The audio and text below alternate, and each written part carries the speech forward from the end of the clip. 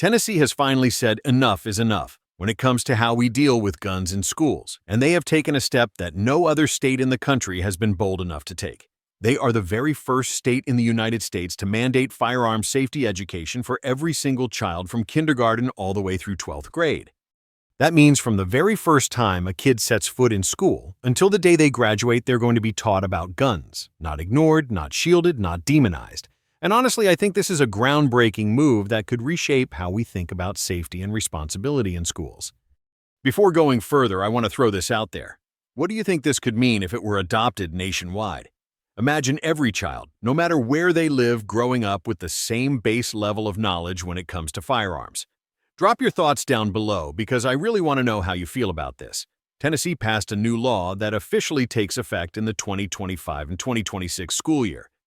This is not speculation or a proposal waiting for more debate. It is signed and ready. Schools have already started preparing, and districts are working out how to schedule lessons, train staff, and coordinate resources. The mandate applies to every student in every grade, leaving no room for selective participation. One feature that stands out is the absence of parental opt-outs. Families will be informed about the program, but no one has the choice to exclude their children. In a time when education policies are often full of exceptions, this requirement makes Tennessee's approach firm and universal. The curriculum is designed to grow with the students. A child in first grade will learn simple rules. Recognize that a gun is not a toy. Avoid touching it and alert an adult. By the time students reach high school, they will be introduced to the basics of firearm mechanics, safe storage methods, and how to distinguish between real and replica weapons. The program is meant to build knowledge gradually, so that by graduation, young adults have a working familiarity with both the risks and responsibilities connected to firearms. What makes the program even more practical is its length. Instead of a bloated manual, the state has condensed the guidelines into just 8 pages. That brevity keeps things focused. Schools can choose how to deliver lessons, whether through videos, classroom discussions, or supervised demonstrations with professionals. This structure gives flexibility while still ensuring that core safety principles are taught everywhere. Practical exposure can make the difference between curiosity leading to danger and confidence leading to safety. Watching a video may leave an impression, but actually rehearsing how to respond when encountering a firearm leaves a permanent mark. Students who practice these steps under supervision are far more likely to react responsibly outside of school. Tennessee's framework allows for this kind of meaningful instruction without forcing all districts into a single rigid model. Teachers will not carry the burden alone. The Tennessee Wildlife Resources Agency is stepping in to provide expertise. These are professionals trained in firearm use and safety who already conduct public education programs. Their participation ensures that the information shared in classrooms is accurate, credible, and based on real experience. This support prevents lessons from being watered down or handled by staff who might not have the necessary background. The purpose extends beyond preventing mishaps at school. Lawmakers in Tennessee have explained that the goal is to prepare students for real life in a country where firearms are widespread. Pretending children will never come across a gun is unrealistic. Millions already live in homes where guns are present. Ignoring that fact leaves kids vulnerable, but acknowledging it through structured education turns a potential risk into an opportunity for preparation. To sum up, Tennessee's new mandate begins in 2025, 2026, and requires firearm safety education for every student from kindergarten through 12th grade. The curriculum is short, flexible, and mandatory. Lessons adapt to age, no parent can opt out, and the Wildlife Resources Agency provides expert input. This approach is a bold move toward equipping students with the knowledge they need both for safety today and for the rights and responsibilities they will inherit as adults. This is only the beginning. When we look closer at what the program actually teaches, the research behind firearm education, and the wider cultural impact, the story becomes even more significant. When we take a closer look at what this program will actually cover, the scope becomes clear. Younger students begin with the most basic rules. Instructors show them what a firearm looks like, remind them that it is not a toy, and stress that the correct response is to move away and tell an adult. These simple points become powerful when repeated year after year, turning safety into second nature, instead of something learned only once. As children grow, the instruction deepens. Middle school students are taught how to tell the difference between replicas and real firearms, a crucial skill in a world where BB guns or airsoft models can easily be mistaken for the real thing. By high school, the curriculum expands into basic mechanics and safe storage practices. Older students see demonstrations that contrast responsible handling with reckless behavior, preparing them to understand consequences before they ever reach the legal age of ownership. The Tennessee Department of Education has emphasized that lessons must remain neutral.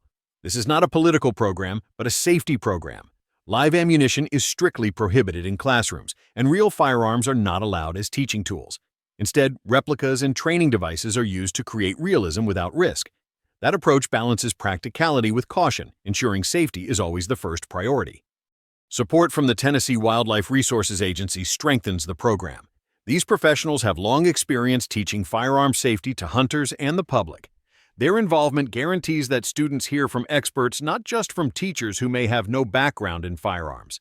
This partnership makes the entire program more credible and effective. The importance of this initiative becomes clearer when you look at the data. According to the Centers for Disease Control and Prevention, firearms are now one of the leading causes of injury-related deaths among American children and teenagers. Millions of U.S. households keep guns, and many of them store those guns loaded and unsecured. Research shows that easy access is one of the biggest risk factors for accidental shootings. Ignoring this reality leaves children vulnerable, while education equips them with the tools to react safely. Multiple studies confirm the benefits of training. A 2021 report in the Journal of Pediatrics found that children with supervised firearm instruction were much less likely to handle guns carelessly than those with no training. Research published in 2017 showed that untrained kids were 3 to 4 times more likely to pull the trigger on a disabled firearm during controlled experiments. These findings all point to the same conclusion. Structured exposure under adult guidance reduces unsafe behavior. Even families that try to teach gun safety at home can struggle. A Rutgers study in 2024 revealed that many parents who discuss firearms with their children still keep loaded guns unlocked. In other words, good intentions do not always translate into safe practices. By making safety education part of school life, Tennessee ensures every child hears a consistent, responsible message, regardless of what happens at home. Another benefit is cultural. For years, schools have treated any mention of guns as something to punish. Children have been suspended for making toy guns out of snacks or wearing shirts with pro-gun slogans. Rules like these discourage discussion, but do not erase curiosity. Tennessee's law flips that approach by treating firearms as a reality to be understood instead of a forbidden subject. Normalizing the conversation helps remove stigma and reduces the temptation of the unknown. Exposure from a young age shapes attitudes. Students who graduate after 12 years of repeated lessons will not see firearms as mysterious objects. They will see them as tools that demand respect and responsibility. That shift in mindset is something that bans and restrictions cannot create. Consistent education applied across an entire generation is what can truly change behavior. Looking at all of this, the reasoning behind Tennessee's law becomes clear. The content is age-appropriate, politically neutral, and delivered with professional support. The evidence from research and statistics strongly suggests it will reduce risks. Most importantly, it prepares children for the reality of living in a society where firearms are common. Instead of leaving them in the dark, the program gives them knowledge and confidence they can carry into adulthood. Looking beyond Tennessee, it is worth examining how other countries manage firearm safety. Switzerland provides one of the clearest examples. Firearms are tied to national service and sporting culture, and young people grow up with consistent exposure. Training is mandatory, and because of that, accidental shootings involving children are extremely rare. Israel follows a similar pattern. With universal military service and long-standing safety education, young adults are taught to respect firearms early.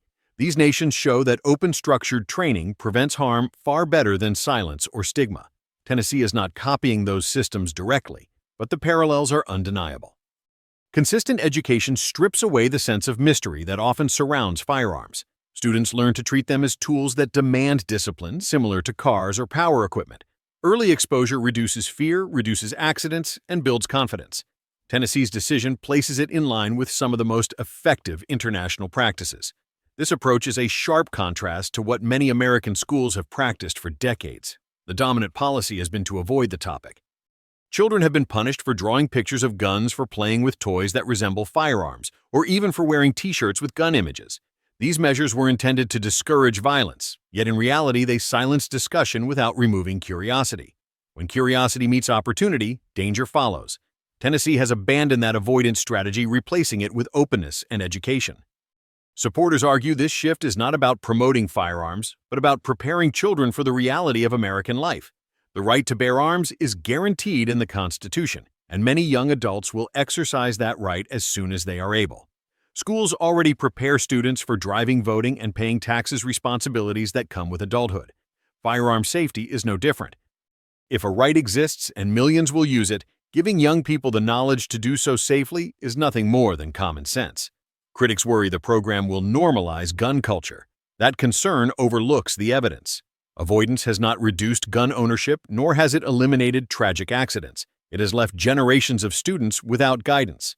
Tennessee is choosing not to wait for the next preventable incident. Instead, the state is acting early, putting education in place before accidents occur. That proactive choice is rare, and it communicates that safety and rights can exist together. The cultural shift could be significant. Picture a student who has grown up with 12 years of repeated lessons. By graduation, that young adult views firearms with respect, neither glamorizing them nor fearing them. Safe storage, responsible handling, and calm decision-making become habits rather than exceptions. Over time, this steady influence could ripple outward, shaping households and communities as students bring these habits home. It is important to remember that Tennessee is not replacing other safety measures. The law does not claim to prevent all violence or to substitute for security officers and emergency planning. Instead, it fills a gap. Children cannot be insulated from every danger, but they can be prepared to react wisely when dangers appear. Education bridges that gap better than punishment or denial ever could. What happens next will be closely watched. If Tennessee's program reduces accidents, improves attitudes, and shows measurable benefits, other states may follow. Policymakers, parents, and educators will look at the data and decide whether to adopt similar measures. Should the results align with existing research and with what international examples already suggest, this state could be remembered as the one that began a new era of firearm education in America. From my perspective, this law is a practical and necessary step. Students already practice fire drills, tornado drills, and stranger danger scenarios because preparation saves lives. Firearm safety deserves a place right alongside those lessons. Ignoring it has failed. Tennessee has decided to face reality directly, and I believe that choice will make a lasting difference. That wraps up my thoughts on this groundbreaking decision. The program is mandatory, age-appropriate, supported by experts, guided by research, and comparable to proven approaches abroad. It prepares young people for the real world rather than leaving them unprepared. I think this is a game changer, and I want to know how you feel. Share your thoughts below. I'll be reading them carefully. If this breakdown was helpful, stay tuned for more discussions like this.